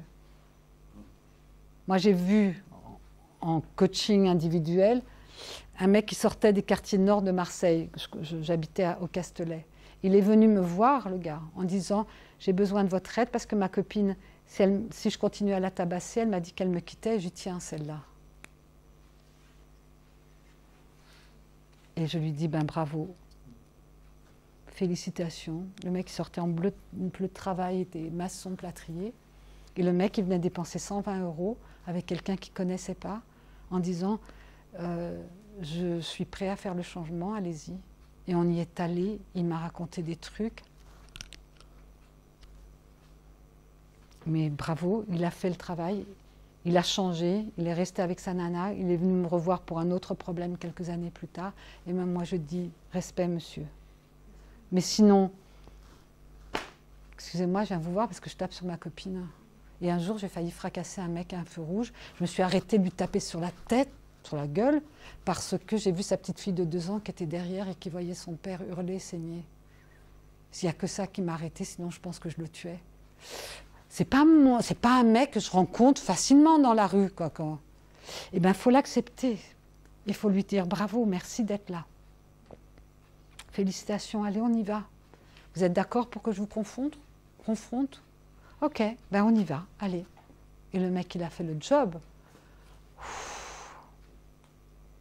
Mais c'est après, pardon, je vais parler, ça va être le côté émotion, mais qu'est-ce que c'est beau, qu'est-ce que c'est gratifiant, qu'est-ce que je me lève le matin et je me couche le soir en disant, je ne sais pas si j'ai réussi, mais j'ai l'impression d'avoir participé à un monde meilleur et que cette personne, ce que je lui donne, ça va lui permettre d'être mieux dans sa vie, dans sa peau. Donc quel métier magnifiquement gratifiant, quoi. C'est quand on le fait correctement et qu'on a les bons outils et qu'on a des résultats derrière, c'est juste magnifique. Donc voilà sur ma vision du coaching. Donc différentes écoles et différents coachs, c'est bon, on peut boucler? C'est bon, il n'y a plus de questions là-dessus. Hop, 3 bonnes raisons. Galvaudage, d'accord, on vient de le finir. Qu'est-ce qu'on fait avec le cursus? Est-ce que c'est beaucoup plus clair? Oui, hein, allez. Employabilité, j'ai dit, c'est vraiment notre objectif, c'est-à-dire qu'on ne vous lâche pas si on ne vous lâche pas si on ne vous envoyait pas quelqu'un. Christine et moi, ce qu'on fait, tu lui enverrais quelqu'un que tu connais à ce coach-là? Bon, mais il n'est pas certifié, il faut qu'il travaille encore. Mais c'est hyper important. C'est peut-être... non, c'est pas injuste. On est 5, hein, on est 5 superviseurs, on est 5 membres du jury, et c'est ça les délibérations. Tu lui enverrais? Oui, moi je lui enverrai. Ah ouais, comment ça se fait que tu lui enverrais? Moi je lui enverrai pas parce que Et hop, c'est vraiment une décision collégiale, c'est pas une personne. Donc oui, l'employabilité, c'est qu'on veut être sûr que... Et en plus, moi tous les 2 ans, je fais une enquête pour le RNCP et tous les 2 ans, je vous demande vos revenus en disant où vous en êtes après 1 an, après 2 ans et combien vous gagnez. C'est du déclaratif, personne n'ira voir. Je vous fais confiance, le RNCP me fait confiance et France Compétences me fait confiance et je vous demande vos chiffres. Est-ce que vous commencez à en vivre? Au bout de 6 mois, bien entendu, non, mais au bout d'1 an, au bout de 2 ans, ton chiffre d'affaires, comment il progresse d'année en année. Et nous, on suit des gens depuis 15 ans. Non, depuis 12 ans. Donc, employabilité, oui, c'est... Est-ce que tu peux partager un petit peu, justement, les revenus? Alors, les revenus, en moyenne, puisque je l'ai fait il n'y a pas longtemps pour le renouvellement RNCP, en moyenne, au bout de 2 ans, on peut considérer que les revenus sont à 25 000 € minimum. Pour un coach qui ne fait que de l'individuel, même si c'est de l'individuel en entreprise. Pour un coach qui intervient en entreprise, si en plus il a mis sa casquette de formateur, qu'il a fait la formation de formateur, il a une double casquette dans l'entreprise. Parce que ce qui se passe, c'est que les gens qui viennent en coaching, à un moment donné, tu leur dis, maintenant que vous avez compris vos modes de fonctionnement, venez vous former pour acquérir les outils, pour ne pas être dépendant du coach. Parce qu'on n'est pas coach à vie sur la même personne. Ça commence, il y a quelque chose qui commence à pas aller. Hein. Le coach, il favorise absolument l'autonomie de son coaché, sinon il y a quelque chose qui ne va pas.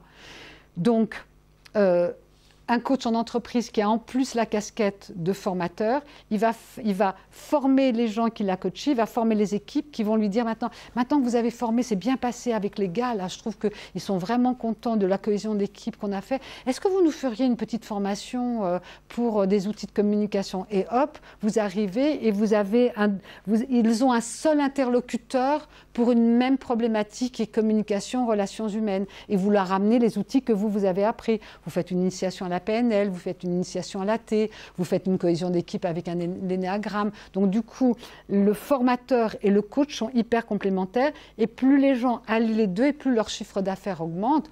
On est sur des revenus qui peuvent aller, là j'ai des collègues qui sont à 50 000 €, 60 000 € par an, tu vois. Et après, il y a la notion de coach interne que je suis beaucoup en train de développer, qui fait que les gens vont rester dans leur entreprise et faire du coaching en interne, qui est une posture un petit peu différente, mais donc ils restent salariés, mais ils vont développer une compétence de coach interne à l'intérieur de leur entreprise. Ça se développe le coaching en interne? Oui. Mais c'est pour ça, ça fait 2 ans que je travaille dessus, elle est bientôt mature. Hein? Non. Ça, c'est ça. Et on ne peut pas être manager et coach en même temps. Il n'y a aucune relation hiérarchique. La personne, elle fait que ça. Elle n'est pas dans l'opérationnel. Et elle est reconnue comme coach interne. Et elle a un devoir de confidentialité par rapport à la hiérarchie, exactement pareil qu'un coach externe. Donc oui, c'est une posture pas facile, hein. Elle n'est pas facile, hein, parce que c'est... Qu'est-ce qu'il t'a dit, machin? Non, mais je ne vais pas te le dire, là. Par contre, le coach interne, il va avoir une fonction de pompier, un burn-out, un conflit entre 2 personnes, un conflit social ou un truc comme ça. Mais il va avoir une fonction de prévention, hein, pour anticiper les conflits et peut-être de faire remonter de l'information auprès de la direction pour dire, les mecs, là, il y a quelque chose qui ne fonctionne pas. Hein. C'est pas forcément des gens qui sont promus dans l'entreprise, ça peut peut-être être des gens qui viennent de l'extérieur. L'idée du coach interne, c'est qu'il est issu de l'entreprise. Il connaît, c'est ce que je vous disais tout à l'heure par rapport au métier, il est issu de la culture, il est nourri, il connaît tous les fonctionnements et les dysfonctionnements. Alors qu'un coach externe ou un coach qui est embauché, il peut faire ça, hein, être embauché de l'extérieur, mais il va passer beaucoup de temps à modéliser l'entreprise et à la connaître de l'intérieur. Oui. Je peux partager chez nous, il y en a. C'est vrai? Et c'est des personnes qui sont dégagées 1 jour par semaine. D'accord. Par contre, la règle, c'est qu'elles n'interviennent pas sur le site sur lequel elles Voilà, ok. Donc ça fonctionne. des déplacements, pas mal de Voilà, c'est ça. Donc pas sur dans ton... Exactement. Exactement. J'ai une amie qui était coach aussi chez Pôle emploi, mais un rôle de coach pour les employés. Ah ouais. Oui, c'est ça. Alors, les outils en plus, je vous ai dit, c'est bon les outils en plus? La posture du coach, est-ce que vous voulez que je vous en parle encore ou ça y est, je vous ai suffisamment... Oui, c'est bon? Ouais, c'est bon. Le contenu du cursus, Anne? Je crois que c'était juste une façon très globale de poser toutes les autres questions Allez.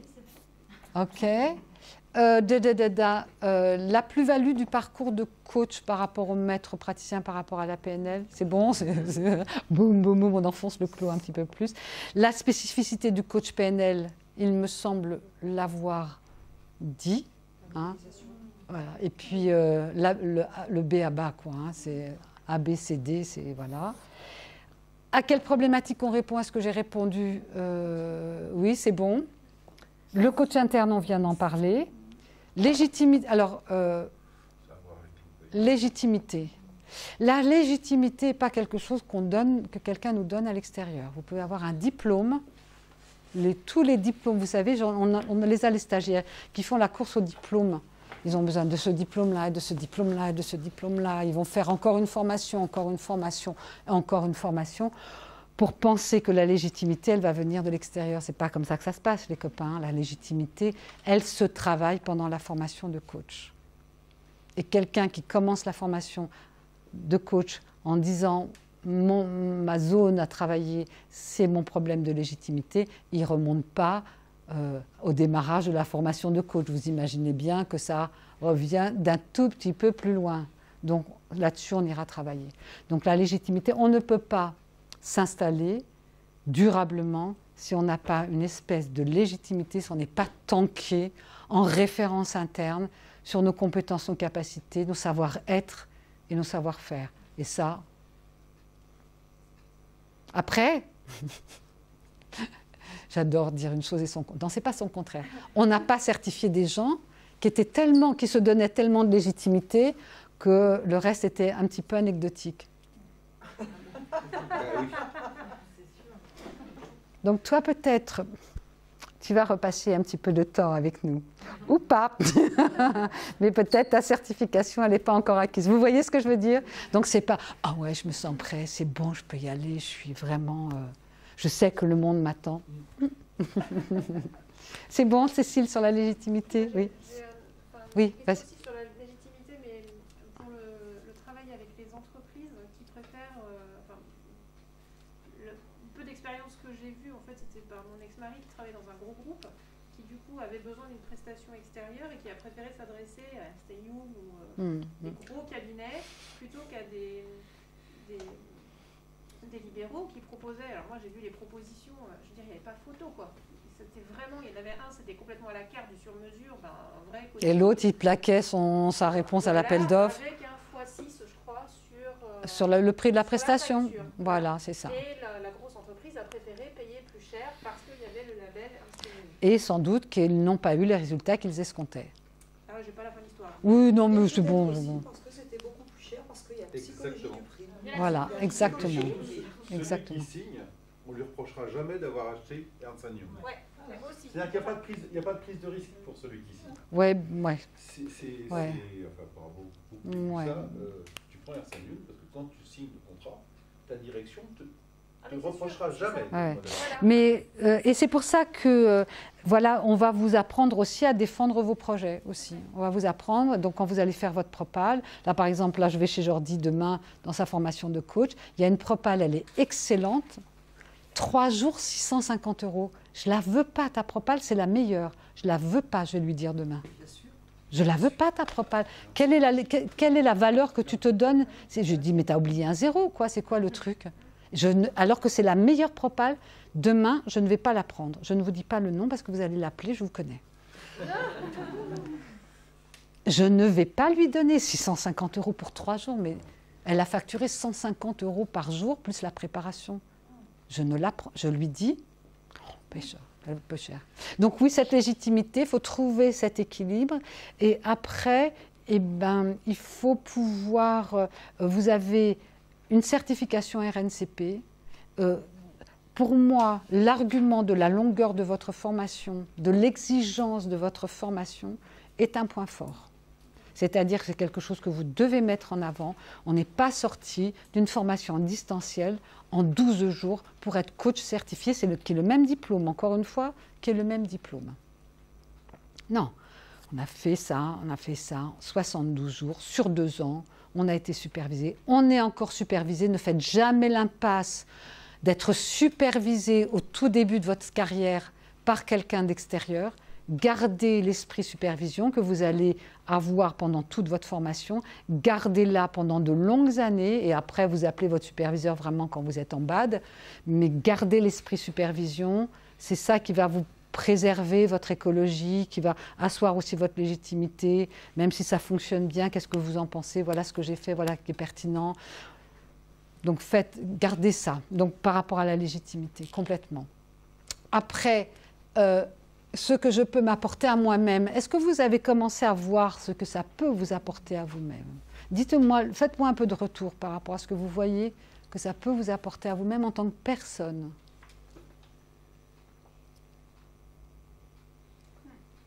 Oui, vas-y Emmanuel. En tant que personne. En tant que personne aussi.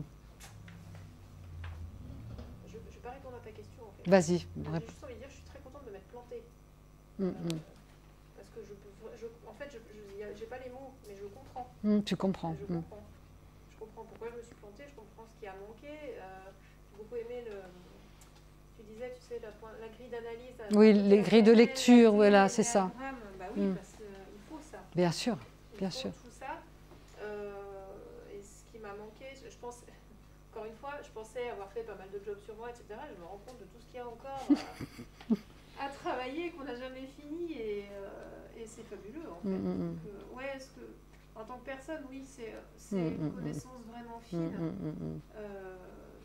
de soi et un peu d'être tout terrain en fait. Ouais, c'est ça. Dans la vie en général. Bien sûr. Et pour vivre mieux, tout simplement. Tout simplement, ouais. Ouais,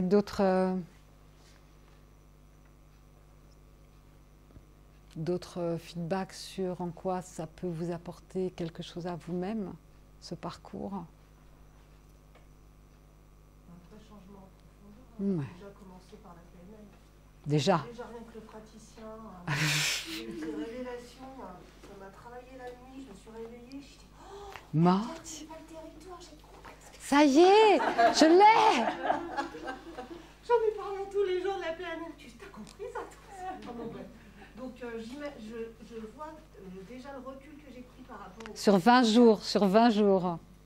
Je me dis, mais quelque part ça me donne le vertige parce que je me dis, mais tout ce que tu as encore à faire, Florence, je me dis, voilà. Et j'ai toujours cette blague à 3 balles que je fais avec l'accent marseillais express et comme me dit le sage, je ne sais plus faire l'accent marseillais, merde alors. Comme me dit le sage chinois, je vais le faire sans l'accent marseillais, quand tu es arrivé en haut de la montagne, continue à monter. Je fais avec l'accent de Eric Cantona. Quand tu es arrivé en haut de la montagne, continue à monter. Et ouais, mais après, c'est un travail de toute une vie, de toute manière. Mais c'est ça qui donne du sens aussi, sinon à quoi ça sert, quoi? Être une meilleure personne, être un meilleur professionnel, prendre les feedbacks, faire de tout, il n'y a pas d'échec. Il n'y a que des apprentissages, il n'y a que du feedback. Encore une fois, tanker, de toute manière, on revient toujours sur les présupposés de la PNL. Ouais, comme tu dis, je me rends compte maintenant pourquoi je me suis plantée. Parfait, bravo. Et c'est ça qui va te permettre de grandir. Mais de ne pas te planter te permet aussi de grandir. Il faut vérifier que c'est... Tu n'es pas obligé de te planter. Est-ce que vous avez d'autres retours par rapport à... Qu'est-ce que vous en retirez? Qu'est-ce que vous en retirez de ce que ça peut vous apporter à vous en tant que personne? Oui. Les gens qui me disent meilleure connaissance de soi. Ouais. Pardon, excuse-moi. Mais oui. Mais oui. Et ça, c'est hyper important parce que dans notre vie d'humain, on va en rencontrer du monde. Et vous allez rencontrer en tant que coach des gens que vous n'auriez jamais rencontrés dans votre vie. Vous ne les auriez jamais rencontrés. Et tout d'un coup, ils arrivent dans votre vie et ils vont rester dans votre vie pendant quelques semaines, pendant quelques mois, mais peut-être dans votre tête et dans votre cœur pendant des années. Je me rappellerai toujours, je me rappelle de son prénom, je me rappelle de sa tête, de Nicolas. Mais j'avais un respect pour cet homme, alors que pour moi, c'est d'une violence. Je suis profondément non violente, mais j'ai vraiment... Je trouve que ce qu'il a fait était encore plus courageux que quelqu'un qui est peace and love et qui vient me voir en disant « Oh, j'ai mis une claque à mon fils, j'en peux plus. » Je ne me moque pas, mais le courage qu'il a fallu à cet homme pour franchir la porte de mon cabinet, oh, j'ai un respect profond. J'ai pris une leçon. Il m'a donné une leçon. C'est ce que j'allais dire, il doit y avoir une forme d'inspiration dans le coaching avec, Ah ouais. avec les autres. En fait. C'est assez fort. J'ai l'impression que les gens, on peut aller vers eux, dans eux, par ces différentes dynamités ou des choses où les gens Oui. sont avec une couverture extérieure. Là, on Ouais. accède vraiment à la personne. Vous allez comprendre, vous allez rentrer dans une entreprise, vous allez comprendre des choses qu'ils ne voient même pas grâce à vos outils de modélisation. Vous allez comprendre des mécanismes délétères, puisque vous êtes là pour ça, il y a des mécanismes merveilleux, mais vous êtes là surtout pour, ils n'ont pas besoin de vous pour le reste. Et vous allez les comprendre beaucoup plus profondément qu'ils ne se sont jamais compris. Et à un moment donné, vous allez leur dire ce que vous avez compris. Vous allez leur montrer, parce que ce dont je ne vous ai pas parlé, c'est que dans notre approche, dans notre plus-value de la formation d'Agapé, je ne sais pas où elle est, c'est qu'il y a cette dimension pédagogique, c'est-à-dire que le coach, il n'a pas tout compris et il va poser un diagnostic et puis après, débrouillez-vous. Il va donner à son coaché les outils pour s'en sortir, mais ce n'est pas lui qui va faire le boulot. Donc, il a une dimension pédagogique en disant « Maintenant, je vais vous expliquer pourquoi ça dysfonctionne. Maintenant que j'ai fait un état présent et que j'ai fait un état désiré approfondi en modélisation avec la PNL, la T, l'énéagramme, maintenant, je vais vous expliquer ce que moi, j'ai vu de mon point de vue. Et vous allez me dire ce que vous en pensez. Toujours position basse. Qu'est-ce que vous en pensez ? Et maintenant, je vais vous expliquer des mécanismes inconscients. Tant qu'on n'a pas les outils, on ne peut pas comprendre ce qui se passe. Donc c'est bluffant pour le coaché, effrayant, parce que des fois ça pique quand même. Hein. Dans l'énéagramme, quand j'ai compris que c'est mon stress en deux qui a créé tous les malheurs de ma vie, alors que moi je pensais être quand même une gentille fille qui aidait tout le monde et que j'étais généreuse, et que j'ai compris que ça me donnait tellement de fierté d'aider les autres. Vous comprenez que dans ma posture de coach, j'ai besoin de travailler là-dessus, hein, parce que ça veut dire que je me nourris, c'est ça qui nourrit mon ego, du malheur des autres. Jolie Brigitte, attendez, je vais vomir, je reviens. Et puis, ça pique. Qu'est-ce que je fais de ça maintenant ? Magali nous donne une belle métaphore, elle est en ligne. Merci de nous suivre, Magali, et tous les autres, merci à vous. Magali nous dit un cursus qui forme l'artisan qui tient le marteau. Ah, c'est joli. Merci Magali. Très, très joli. Donc voilà, c'est tout ça. Donc vous avez compris que ce n'est pas un parcours facile. Hein. Vous pouvez aller vous former en distanciel en 10 jours.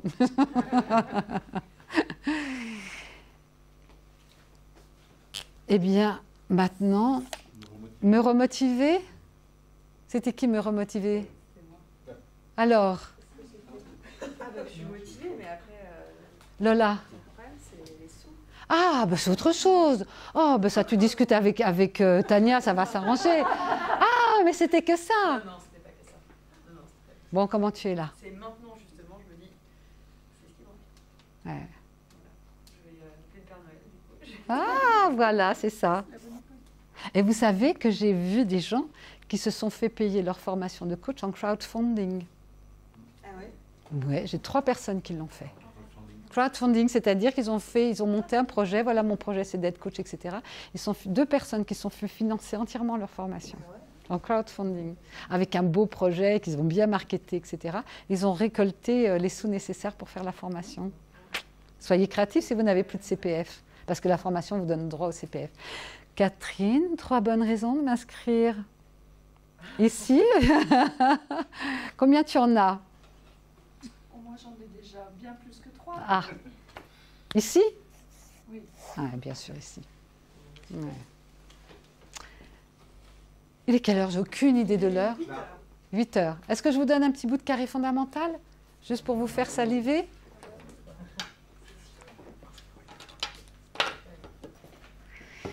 Allez. Et je ne vous ai pas parlé de l'équipe pédagogique, qui est tip-top. Si, je supervise toutes les équipes pédagogiques. Donc ça fait une des bonnes raisons. Voilà, c'est ça. Et ça ne va pas durer 107 ans. Hein, je viens de fêter mon anniversaire, là. Ça ne va pas durer 107 ans. Je pense qu'il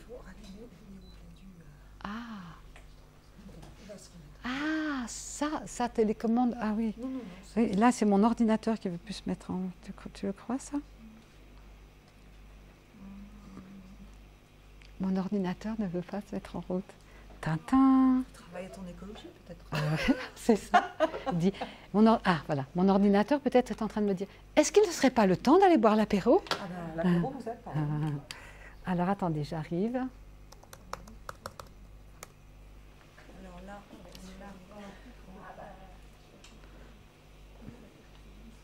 Ah, mes lunettes.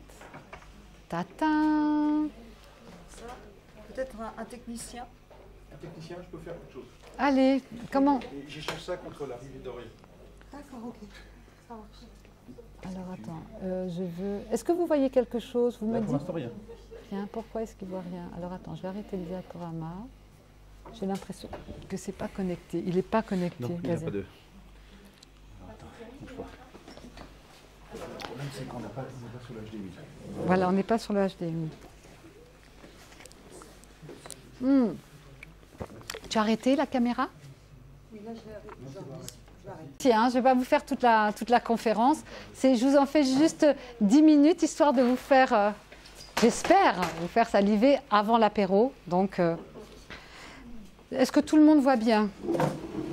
Allez, donc, le carré fondamental, il arrive dans la formation et dans le coaching quand vous avez fait une super modélisation, état présent, état désiré, avec les regards croisés, et vous avez vraiment compris quelle est la problématique de la personne.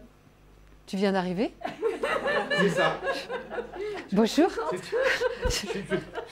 je me suis changé. Public. Je ne l'ai pas raté depuis le début, ça n'est pas possible. Ok. Ok. Donc, ouais, oui, un petit peu. Donc, le carré fondamental comme outil, c'est un outil de synthèse en fait. Moi, je l'utilise comme un outil de synthèse. Vous avez mis à jour état présent, état désiré, vous avez modélisé, vous avez toutes les informations sur tous les métaprogrammes, sur toutes les émotions, sur toutes les croyances, sur toutes les rôles, missions, appartenances, etc. Vous avez vraiment modélisé, vous avez compris quel est, en fait, ce qu'on va chercher dans la formation de coaching, dans tous les outils, dans ces regards croisés, c'est d'aller comprendre ce qu'on appelle le pattern qui relie. Je vous explique. Imaginez une marionnette qui est tenue par 5 doigts. De ces 5 doigts, il va y avoir 5 fils qui vont agiter la marionnette et la faire bouger. La marionnette, c'est ce qu'on voit dans le monde. C'est ce que les autres voient. Et comme je m'agite en bas de la marionnette, c'est ce que je crois faire et les motivations, elles sont là. Ce que je ne vois pas, c'est ce qui me tient inconsciemment, ce qui m'agite inconsciemment et ce qui m'anime inconsciemment. Et quand on va modéliser, la personne là, elle parle, elle raconte des histoires, elle raconte 20, 30, 40, 50, 60 ans d'expérience, donc elle s'agite en bas dans ce qu'on voit de sa vie. Mais ce que va chercher le modélisateur, le coach, il va remonter toutes les informations qu'il a, parce qu'il a une foule d'informations absolument extraordinaires. Il va prendre plusieurs contextes et il va remonter aux 5 points essentiels: scénario, croyances limitantes, décisions d'enfance, etc., scénario de vie, qui tiennent toutes les histoires, mais c'est toujours les 5 mêmes ficelles qui font s'agiter la personne en bas. Donc, qu'est-ce que va faire le bon modélisateur, le coach modélisateur avec ses grilles de lecture partagées? Il va comprendre les 5 éléments essentiels qui tiennent tout le système de la personne. C'est ce que vous apprenez à faire pendant la formation de coach, chez nous.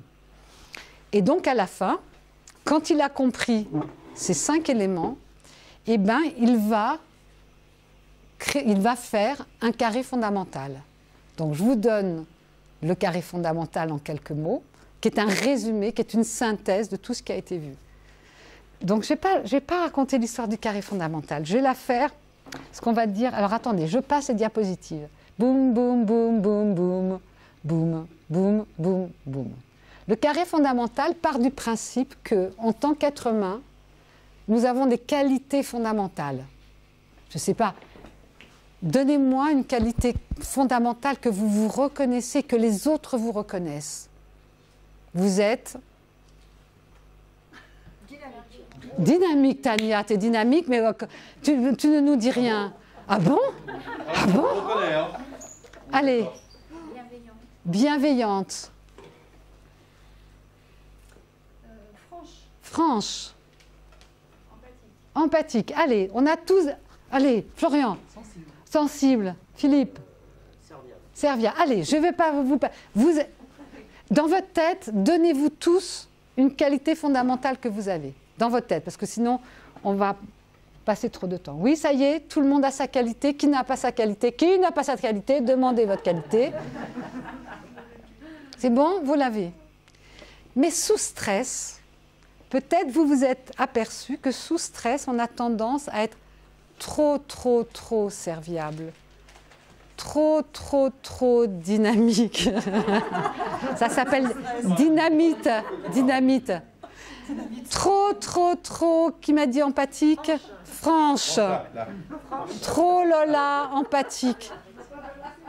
Trop bienveillante. Et donc, ça va s'appeler, on croit qu'on est encore... On va prendre l'exemple de Tania. Tu m'autorises, Tania? Non, mais c'est parce que, comme j'ai le même carré que toi, je l'ai. Donc, sous stress, on croit qu'on est dans notre qualité et on fait 10 fois trop de notre qualité. C'est-à-dire qu'on passe dans notre risque. Donc, je vais vous donner plein d'exemples. Donc, on croit qu'on est dynamique, mais 10 fois trop de dynamique, c'est quoi? Ah oui, c'est votre enseignante, dites, vous n'allez pas le dire. Vous faites comme si c'était moi. C'est quoi 10 fois trop d'être dynamique? Agité. Fatigante, c'est l'effet. C'est l'effet, c'est pas pareil. Donc, tout le monde va dire à Tania et à Becca, mais ça serait bien, donc qui est l'opposé positif d'agité, que tu te calmes un petit peu. Mais Tania et Becca répondent, non, mais je vais pas, je suis pas encore suffisamment vieille pour mourir à feu doux. Qui est son allergie? Qui est donc l'opposé de sa qualité. Je vais vous donner des exemples. Je vais vous donner des exemples. Je vais vous chercher le dynamique. Ah ben c'est énergique, c'est le premier, regarde, c'est le premier. Donc, énergique. Qui se reconnaît dans ce carré-là, à part Tania et moi? Ah, quand même, on a du monde, on sent moins seul, Tania. T'as vu, 125 dans la salle. Sous stress, c'est sous stress, quelle que soit la nature du stress, d'accord? On ne va plus être énergique, on va devenir agité. Tout le monde autour de nous nous dit l'opposé positif d'être agité, tu devrais te calmer un petit peu. Mais nous, on confond notre challenge d'être plus calme avec être amorphe, qui est exactement l'opposé d'être énergique. Maintenant, regardez bien. Regardez bien ce qui se passe. On confond notre qualité avec notre risque. Donc, on ne le voit pas, c'est un point aveugle. On ne dit pas, mais non, je ne suis pas agitée, mais il faut bien que je finisse ce truc-là. Donc, c'est une méconnaissance sur soi. On n'a pas vu que sous stress, on n'est plus énergique, on est agité. Et les gens nous disent, tu devrais te calmer. Mais nous, on confond être calme et être amorphe.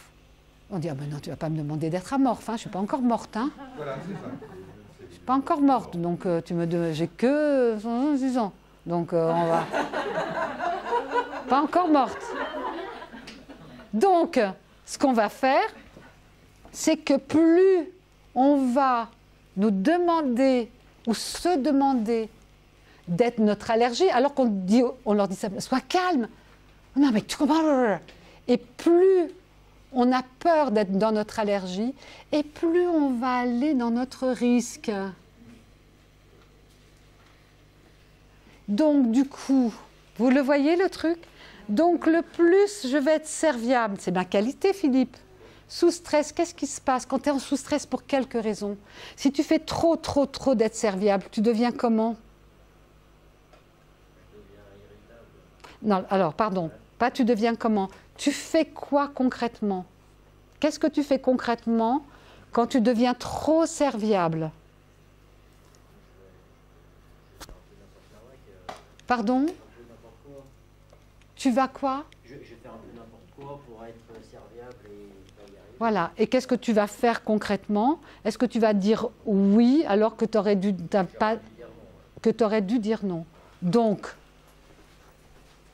tu vas accepter des choses, je le dis avec mes mots, Philippe, qui ne sont pas nécessairement bonnes pour toi.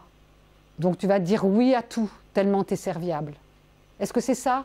C'est ce que tu fais, c'est exactement ça. C'est ce que tu faisais. Bon. L'opposé positif, donc de savoir dire oui. L'opposé de savoir dire, de trop dire oui, c'est savoir dire non. Mais qu'est-ce qui t'a empêché pendant des années, Philippe, de pouvoir dire non?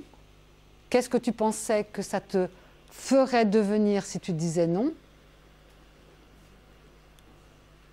Quelqu'un de pas serviable, donc égoïste, etc., qui pense qu'à lui, qui ne rend pas service aux autres, etc. Donc, plus tu pensais qu'on te demandait d'être égoïste, par exemple, et plus tu ne savais pas dire non. Vous la voyez? C'est génial. Daniel Hoffman, ça vient de Hollande. Avec Christine, on avait arrêté d'écrire le bouquin qu'on écrivait dessus. Et on va reprendre l'écriture du bouquin. Maintenant que je vais être un peu libérée de mes obligations professionnelles, on va pouvoir se remettre au bouquin. Donc regardez ce qui se passe. Une fois qu'on a fait ce constat, eh ben, l'idée c'est de faire du « et ». Et c'est ça qui est juste magique dans ce modèle-là. Et on va répondre à la question fondamentale qui paraît insensée. Comment je peux être énergique tout en étant calme? Ben ça alors, c'est la quadrature du cercle pour un carré. Comment je vais faire pour être énergique tout en étant calme? Je regarde Tania qui me dit, ben je ne sais pas. Et comment faire pour réconcilier des opposés? Énergique et calme, ça a l'air d'être le contraire. Et ça va être un sujet de coaching. C'est-à-dire comment je vais faire pour garder ma belle qualité d'énergique tout en étant calme. Comment je vais faire pour continuer à être cet homme serviable tout en sachant dire non. Et ça va être le travail. Et quand on pose ça à la fin d'un... C'est 4 mots, 4 phrases. Vous posez ça à la fin d'un état présent, état désiré, je vois les gens sur leur chaise, ils font... et qui me disent... C'est l'histoire de ma vie. On est allé chercher, on peut en faire autant que de personnes, mais pour une personne, on peut faire des dizaines de carrés fondamentaux. Mais quand, c'est ce que je dis à mes stagiaires là en ce moment, quand c'est le même carré qui revient, quels que soient les contextes, vous êtes dans vos 5 patterns qui vous agitent et qui vous font perdre votre temps et votre énergie. Donc ce que le coach va faire, c'est remonter à l'essence même d'un dysfonctionnement d'une personne ou d'un groupe. Et c'est ça ce qu'amène une modélisation poussée, croisée, profonde, et qui fait qu'on va aller juste travailler à cet endroit-là. Et on va aller travailler comment ça se fait que tu ne peux pas t'arrêter, c'est quoi les freins, qu'est-ce que tu penses qui se passerait si tu arrêtais. Donc on va avoir la fonction positive, les bénéfices... Pardon, je ne sais pas, j'ai besoin de... Voilà, je vous donne quelques carrés parce que vous allez... Celui-là, il est vachement clair. Quelqu'un d'économe sous stress, qu'est-ce qu'il devient? Radin. Voilà, d'accord? Et lui, c'est le père qui refuse des chaussures parce que c'est le Covid et qu'il gagne moins d'argent. Le père, il pense qu'il est encore économe et son fils, il lui dit « Putain, qu'est-ce que tu es radin, ça c'est pas possible. » D'accord? Son challenge, c'est d'être plus généreux. mais il ne veut certainement pas être comme tous ces gens dépensiers qui vont se retrouver à la rue, parce que c'est le contraire d'être économe. Donc plus son fils ou quelqu'un d'autre lui demande de dépenser de l'argent, plus il va devenir radin, alors qu'il croit qu'il est économe. Non, il est rentré dans son risque. Donc on va demander à cette personne, comment vous pouvez, monsieur, garder cette belle, magnifique qualité d'économe que vous avez, tout en étant beaucoup plus généreux. Et on va faire travailler les gens que sur leur qualité. Et c'est magnifique. Et du coup, ça va être une question fondamentale que l'on va travailler pendant le coaching. C'est un petit échantillon. Il y a une journée de formation sur le carré fondamental, qui est un outil absolument extraordinaire et que j'ai rapporté de Hollande dans mes bagages il y a longtemps. Quand j'ai découvert ça, j'ai eu l'impression d'avoir joué. C'est extraordinaire. Je ne savais pas que tu pouvais le faire. Ouais, c'est moi qui l'ai ramené en France, ouais. Allez, qui sont les gens trop discrets, qui deviennent effacés, qui ont besoin de s'affirmer, mais qui ont peur de prendre toute la place. Alors du coup, quand on leur dit « tu devrais parler un peu plus pendant qu'on est ensemble avec les copains », hop, ça le met sous stress et la personne est encore plus effacée. C'est bon, Florian ? Il te plaît celui-là? C'est ça que tu disais tout à l'heure. Il est pour toi. Mais je les ai tous. En fait, j'ai tous fait une enquête avant que vous veniez. Donc Florian, comment tu vas garder ta belle qualité de discrétion tout en t'affirmant, prenant ta place? Voilà. Voilà. Et regardez, il devient tout rouge. Est-ce que c'est l'histoire de ta vie? Voilà.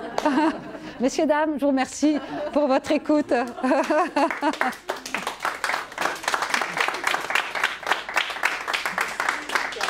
You're welcome. Super, merci à ceux qui nous